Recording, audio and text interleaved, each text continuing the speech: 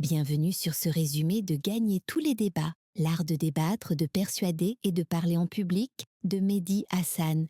Découvrons ensemble ce joyau. Point clé 1. Argumenter sa place dans la vie.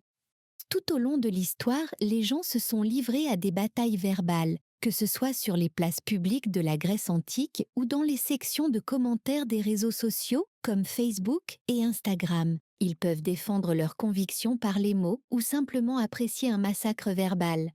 Quoi qu'il en soit, la dispute fait partie de la communication et de la compréhension. Néanmoins, la capacité à maintenir un débat poli, contrôlé et décent n'est pas universelle. Certains ont recours aux insultes, aux jurons ou même à l'agression physique quand ils ne parviennent pas à obtenir gain de cause par le raisonnement. Dans la Grèce antique, l'art du débat revêtait une grande importance, car il favorisait la compréhension mutuelle et la collaboration, et orientait souvent le discours public vers des solutions rationnelles et pratiques. Par exemple, un débat entre deux hommes d'État influents dans l'Athènes antique pouvait avoir un impact profond sur les décisions gouvernementales. Ces discussions permettaient aux dirigeants d'appréhender les alternatives potentielles et leurs conséquences, ce qui influençait à son tour le destin de la ville tout entière. Un débat est une barque qui peut vous amener vers l'opinion de quelqu'un d'autre.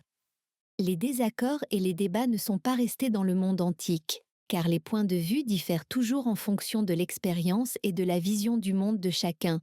Ainsi, le bien de quelqu'un peut être le mal de quelqu'un d'autre, et vice-versa. Souvent, quand deux volontés s'affrontent, le conflit est inévitable. Parfois, réussir signifie se battre pour sa position, se défendre ou défendre quelqu'un que l'on aime, fixer des limites ou exprimer son mécontentement pour provoquer un changement positif. La dispute est la compétition ultime que tout le monde veut gagner. Êtes-vous fatigué de perdre constamment des débats car vous ne trouvez pas les bons mots, que vous manquez de confiance en vous ou que vous vous heurtez à un mur de confusion et de peur? Voulez-vous envisager les discussions animées comme un casse-tête plutôt que comme une catastrophe? Préparez-vous à apprendre les astuces d'un orateur professionnel pour sortir de chaque conflit avec le sourire et une victoire triomphante. Point clé 2. Les bases d'un discours réussi. Vous êtes-vous déjà retrouvé dans une situation où vous n'arriviez pas à convaincre votre adversaire?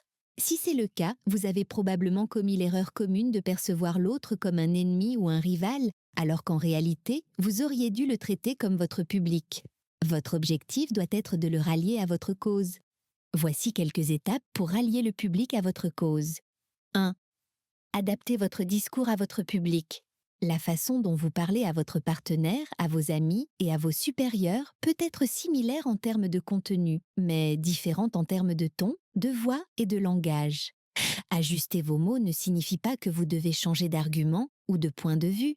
Cette approche consiste à mettre vos interlocuteurs à l'aise et à communiquer vos idées de manière claire et correcte. Plus vous essayez de parler leur langue, plus ils vous comprendront rapidement. 2. Captivez l'attention de votre public. La société moderne dépend des smartphones et des changements rapides de paysage, de texte et d'informations. Ainsi, les gens perdent rapidement patience et s'ennuient facilement. Il est donc essentiel d'attirer l'attention de l'auditoire dès les premières secondes de votre discours. Commencez par une accroche. Une phrase d'ouverture fascinante est essentielle pour une présentation envoûtante. Elle peut être provocante, excentrique ou même choquante, ce qui attisera la curiosité des gens et les incitera à vous écouter plus longtemps. Une question. Créer un fossé de connaissances entre vous et le public amènera ce dernier à lever les yeux de son téléphone et à s'interroger sur la réponse. Mais cette question doit véritablement éveiller leur curiosité. Une histoire. Faites appel à l'imagination du public, à son empathie et à ses émotions positives.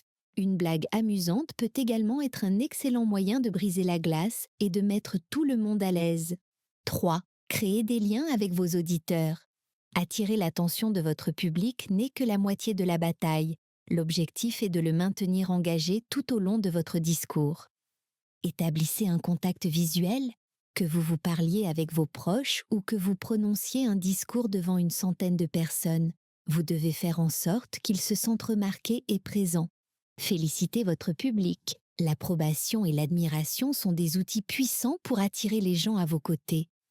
N'oubliez pas que tout débat est une bataille d'opinion, pas de personnes. Soyez personnel. Le fait de partager des sentiments ou des souvenirs peut aider votre public à s'identifier à vous et pas seulement à vos mots.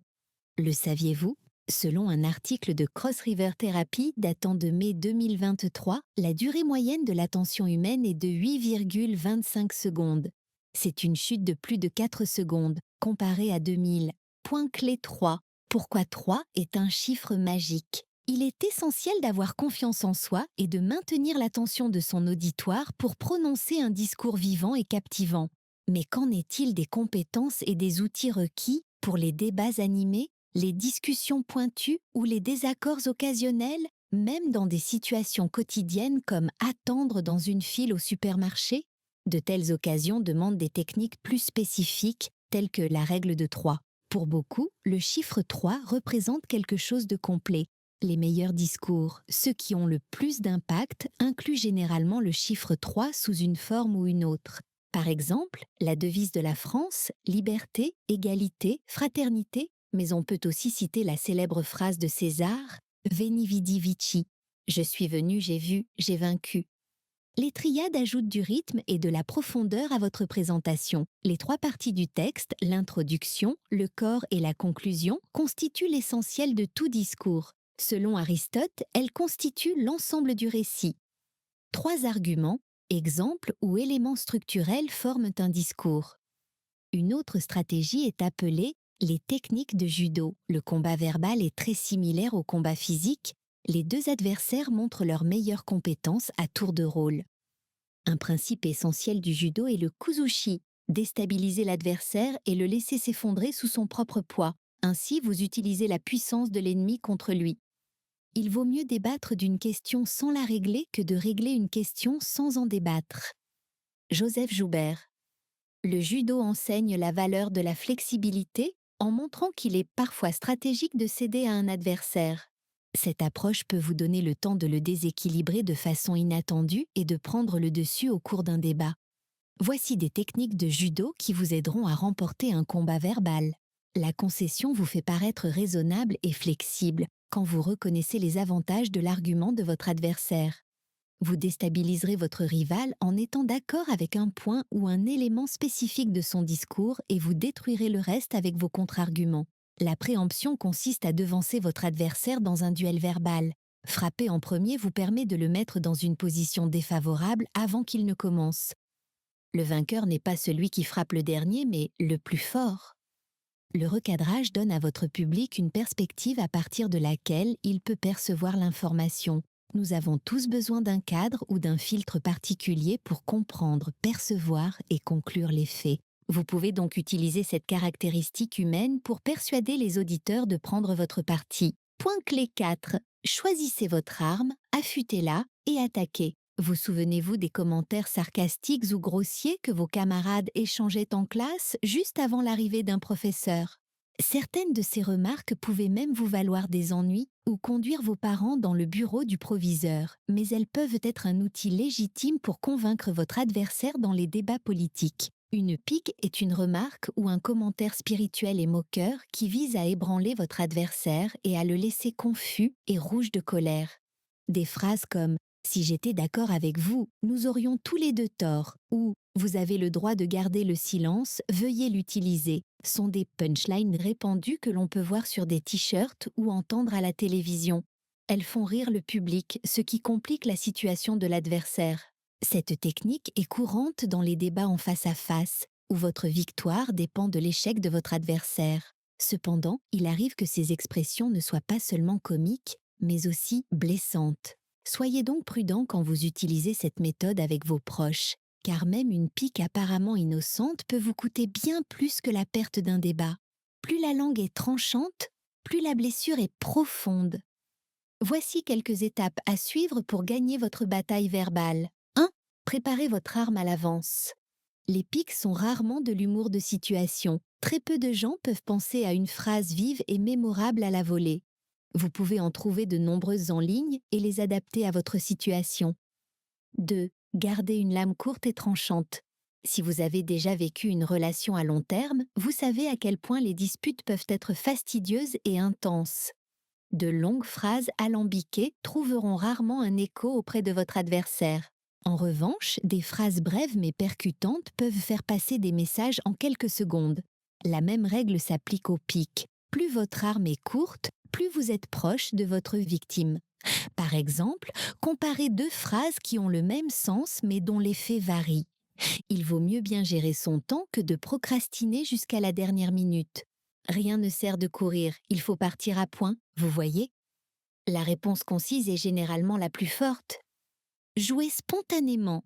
Il ne sert à rien de garder un atout dans votre manche si vous ne l'utilisez pas. C'est pourquoi les pics de votre carnet de notes doivent trouver leur place dans un argument. Et votre tâche consiste à choisir le moment précis et les émotions qui s'y rapportent. L'occasion se présentera si vous êtes suffisamment attentif. N'oubliez pas que le contenu est essentiel mais que la présentation l'est tout autant. Point clé 5. Piéger l'adversaire pour discréditer son argumentaire. Dans le premier film Rambo, le personnage principal surpasse ses ennemis en installant divers pièges dans la forêt. Bien que les débats ne soient pas des guerres, les mêmes règles s'appliquent. Toute stratégie est permise dans un débat. La mise en place d'un piège pour votre adversaire nécessite une préparation, tout comme les vrais pièges. Il faut du temps pour aiguiser les bâtons, creuser le trou et le recouvrir de feuilles. Néanmoins, l'effort en vaut toujours la peine, car vous pourrez voir comment une question apparemment innocente coupera votre adversaire dans son élan. Même si le piège ne vous donne pas la victoire, il vous permettra d'avoir le dessus dans l'argumentation et sa réaction peut devenir un excellent contenu pour les mêmes Instagram. Alors, comment tendre un piège à votre ennemi? Utilisez ses propres mots contre votre adversaire. Tout d'abord, faites des recherches sur l'historique de votre adversaire. Regardez ses discours, analysez sa stratégie et notez les phrases qui méritent d'être piégées. Personne ne peut se souvenir de tout ce qu'il dit, mais les vidéos sur YouTube ou les messages sur Twitter constituent de magnifiques preuves, si le public ou votre adversaire demande de les voir. Deuxièmement, réfléchissez à la manière dont vous pouvez retourner les preuves contre lui. Comment peuvent-elles ébranler la confiance ou l'argumentation de votre adversaire? Toute victoire se prépare. Troisièmement, construisez le piège et regardez-le tomber dedans. Soyez prêt à attirer votre adversaire vers le piège jusqu'à ce qu'il s'ouvre sous ses pieds. Révélez les contradictions de l'adversaire. L'esprit humain et sa vision du monde ne sont jamais stables, ce qui vous donne l'occasion de mettre votre adversaire face à ses contradictions et de laisser les autres l'observer pendant qu'il essaye de se dépêtrer. Soyez prudent, car votre rival voudra sûrement changer de sujet et éviter le problème. Ne le laissez pas faire. Restez sur votre argument et forcez votre adversaire à y répondre ou mettez en évidence son incapacité à justifier ses propres paroles. Posez une question déroutante. Même une question simple peut déstabiliser votre adversaire, surtout s'il ne connaît pas la réponse. Par exemple, lors d'un débat organisé par CNN en 1991, Christopher Hitchens a affronté Charlton Heston, un partisan convaincu de l'action militaire durant la guerre du Golfe. Il a posé à Heston une question sur les pays qui entouraient l'Irak. Ce dernier a été surpris et n'a pas pu donner une réponse correcte. Ainsi, quand Heston est tombé dans le piège, Hitchens l'a achevé avec une réplique percutante. Si vous êtes en faveur du bombardement d'un pays, vous pourriez au moins avoir la décence de savoir où il se trouve sur une carte. Ainsi, une attaque prévue de longue date a conduit à une victoire spontanée. Point clé 6. Faites vos devoirs. Chaque victoire est comme une pièce de théâtre. Les acteurs doivent apprendre leur texte et répéter plusieurs fois avant d'être applaudis sur scène. Les débats et les discours nécessitent une préparation similaire. Par exemple, si vous participez à une discussion publique, vous devez recueillir toutes les informations possibles sur votre adversaire. Ces données ou documents sont votre billet d'entrée. Si vous ne les prenez pas avec vous, il est inutile de vous présenter au débat. La meilleure façon d'avoir de bonnes idées et d'en avoir beaucoup est de jeter les mauvaises. Linus Pauling. Préparez votre argumentation à l'aide de ces 3 éléments essentiels. 1. Le brainstorming. Cette stratégie permet d'extraire toutes les questions et réponses que vous avez déjà à l'esprit. C'est une clé pour déverrouiller votre subconscient et trouver des solutions. Au cours de ce processus, prêtez attention à ces facteurs importants. L'objectif du brainstorming est de déterminer le nombre d'idées que vous pouvez trouver, quelle que soit leur qualité. Ici, la quantité importe plus que la qualité. Les petits pas vous apportent de grandes idées. Avancez lentement, utiliser des analogies et emprunter des idées à vos prédécesseurs ou à vos pairs peut vous aider à créer quelque chose de nouveau. Laissez libre cours à votre créativité en détendant votre cerveau. De nombreuses personnes trouvent leurs meilleures idées en prenant une douche ou en marchant. Apprenez les ficelles du métier avant de commencer. 2. La recherche. Plongez dans les archives de vos adversaires et apprenez ce qu'ils ont dit et ce que les autres ont dit d'eux. N'oubliez pas que connaître son ennemi est le seul moyen de le battre. Préparez-vous donc à un processus long, fastidieux et quelque peu ennuyeux dans l'historique des personnes avec qui vous allez débattre. Recherchez leurs œuvres sur Google, lisez leurs livres et regardez des vidéos YouTube complètes, et pas seulement des aperçus. Utilisez Wikipédia comme outil de référence, car il fournit des liens vers des ressources valides et dignes de confiance. Allez toujours à l'origine de vos sources. Cherchez à savoir qui a dit quoi, où et quand, pour obtenir des preuves précises.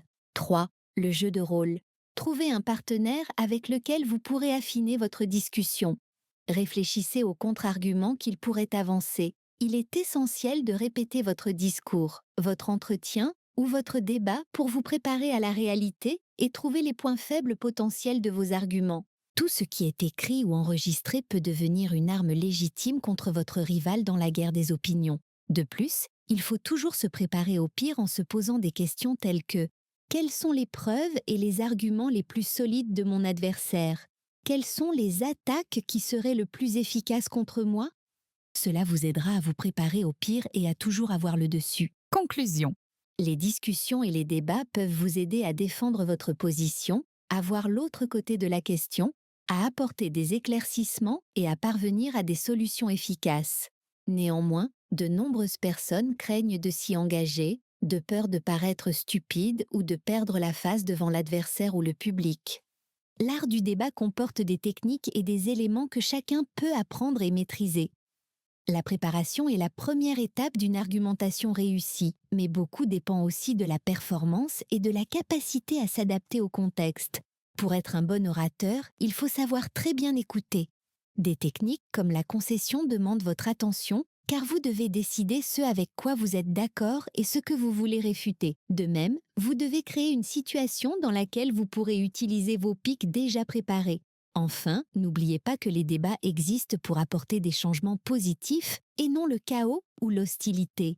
Défendez vos convictions et considérez vos adversaires comme un public que vous voulez avoir à vos côtés, et non comme un ennemi que vous devez briser, à moins que vous ne participiez à un débat politique pour devenir président. Préparez-vous consciencieusement et ayez confiance en votre victoire. Vous avez tous les éléments pour réussir. Essayez ce qui suit. Tenez compte de ces conseils quand vous préparez un discours ou une argumentation. Pensez à votre voix, à votre ton et à votre intonation quand vous rédigez les lignes de votre discours. N'ayez pas peur d'utiliser des points d'exclamation. Soyez cohérent. Évitez d'ajouter de nouvelles informations ou de nouveaux points à la fin de votre discours si vous ne les avez pas mentionnés auparavant. Créez quelques phrases accrocheuses et mémorables. Elles resteront dans la mémoire de votre public même si vous perdez le débat. Terminez votre argumentation par une phrase ou un dicton percutant. Abandonnez les formules de politesse comme « Désolé d'avoir pris autant de votre temps ». La concision est votre meilleure amie. C'est tout pour l'instant. D'autres résumés passionnants sont à portée de clic.